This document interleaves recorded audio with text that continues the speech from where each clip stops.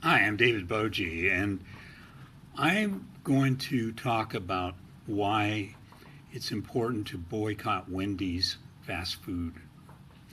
And to get a sense of this, we're going to give you a little bit of background on the coalition of Immokalee Workers and the protests that they've initiated over the last decade or more against Wendy's and the major shareholder of Wendy's, Nelson Peltz, and his colleagues, and they control the board of directors of Wendy's. And I'm going to argue in this presentation that what you need to do is follow the monies, follow the money of the billionaire corporate raider, and you will see that Wendy's is dominated by a hedge fund.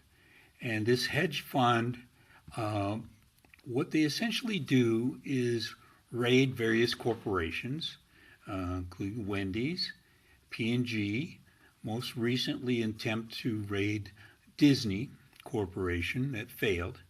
And in that failure, we learned something very important about Nelson Peltz and the hedge fund. It's a little bit like the Wizard of Oz. Like the emperor looked like he was all powerful and claps of thunder and controlling events, except when Toto tore down the curtain in the Dorothy Wizard of Oz. And I'm going to argue that Nelson Peltz is much like the Emperor in the Wizard of Oz. So let's take a look at the corporate raider. Here in the diagram, you see Nelson Peltz is the CEO of the Trian Fund. Trian Fund is a corporate rating firm. They raid corporations.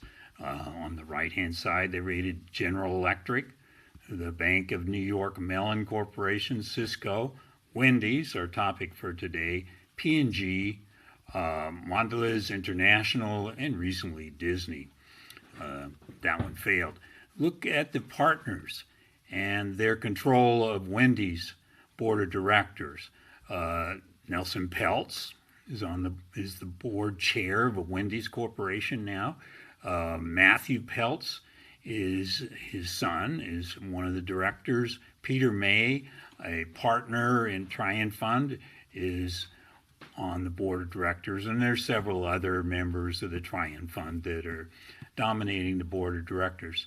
Now, what's interesting about this situation, if you look at the California Public Employees Retirement System, the New York State and Local Retirement System, Wells Fargo Retirement System, the Kaiser Permanente Retirement System.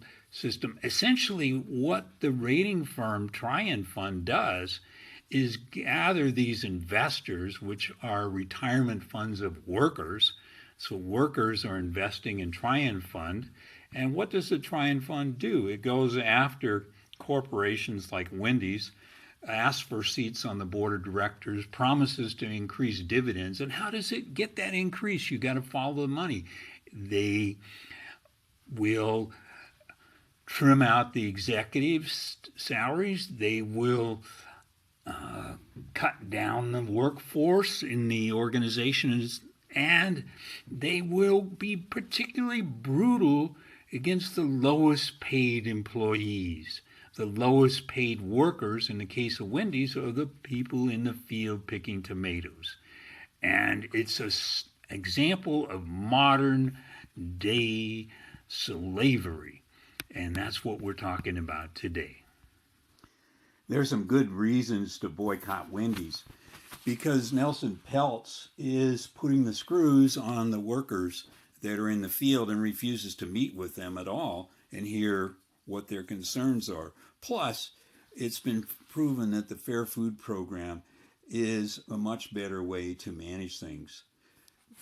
And it's actually profitable for those concerned. But life in the mansion, Nelson Peltz and his family are cut off from the average workers. They have interactions with maids and chauffeurs, and a lot of times it's not going very, very well. They've been accused by their staff in a kind of a U2 movement of really being belligerent with the staff, firing them for no good cause. This is the behavior in the mansion sort of typifies the behavior in treating Wendy's workers. And this is why there's a big problem here. And I'm hoping that we can dig into this a little bit and draw some parallels between how billionaires treat their staff and then how billionaires with hedge funds treat workers in the organizations that they pirate and raid and trample on. Now, it's reported, allegedly, that Peltz's youngest daughter routinely threatened maids that she would have her father fire them if they didn't do exactly what she said. Her last nanny was reportedly hauled out of the house by two beefy bodyguards that patrolled the mansion after the young girl, she would have been about, 14, 18 at the time, decided she didn't care much for this nanny. Employee turnover at the estate is so high that new faces appear in the house on an almost weekly basis. Now, of course, the Peltz family denies all of this, and I'm using the word allegedly. Well, let's look a little bit more at lifestyles of the rich and famous. Peltz's daughter married Brooklyn Joseph Beckham, the son of the Beckham soccer player. And this was a very controversial wedding because all kinds of lawsuits and countersuits were involved. Brooklyn Beckham and Nicola Beckham wedded, but there were lawsuits put forward by Nelson Peltz saying that the design of the wedding, the execution of the wedding wasn't what he had intended. And so there was the Brigham and Granba, the wedding planners, didn't get their money, and Nelson Peltz wanted to not pay them at all. Lawyers and suits and countersuits, and finally the whole thing got thrown out of court with prejudice. I can't tell you if anybody ever got paid or not, but I'm not holding my breath. Okay, so what are we learning here? That workers' dignity in the mansions and other places in the Peltz estates isn't being attended to, nor is the worker dignity of these corporations that are rated, particularly Wendy's, which is our topic. Trian Partners, the rating firm, refuses to bring Wendy's in the Fair Food Program, even though the shareholders seem to want this. But the shareholders don't control the board of directors. The board of directors is controlled by Nelson Peltz and his cronies by the Trian Partners, and they refuse to join the Fair Food Program. So this is a question of worker dignity, where billionaires put together $3 million weddings for their daughter, live in $123 million mansions, but can't bend down to be at the table and with workers. They can't stand to talk to workers, and that is a big problem here. Now, what we're looking at here is, can Wendy's guarantee there's no slavery going on in supply chain? Every time the Coalition of Immokalee Workers points out slavery conditions in Florida, they move the production of tomatoes and lettuce, etc., and buy it from Mexico. It's found out that there's even worse slavery conditions in Mexico than in Florida, so they take all of the production and they move it to Canada. Well, they're not really guaranteeing anything.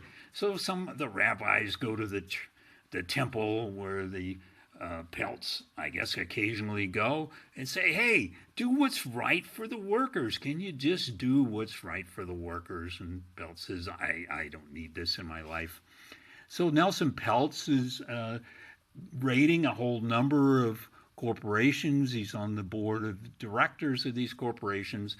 And what's happened is, during his tenure, it's not gone well. Now, this came out in the Disney Corporation when Peltz was saying, hey, share price is going down, and I can do better for Disney. Put me on the board. And this, I think this just is again the emperor rattling the thunder cage behind the curtain, and really has no, this person has no abilities to run a corporation. At a time that Triand takes over a particular corporation, 50% of the cases, those corporations are doing worse off compared to the Standard & Poor's.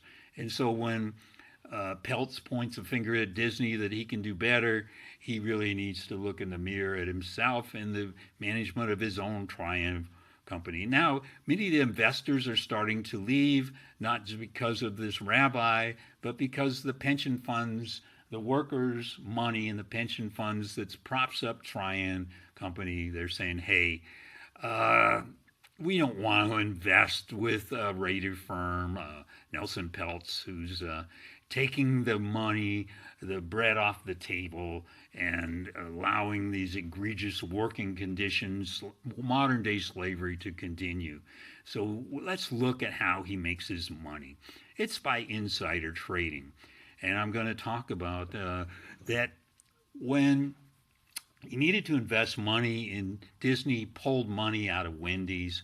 And when he figured Wendy's wasn't going to be doing that well, Triand partners, to all of them, and Nelson Peltz were selling shares, backing out of Wendy's.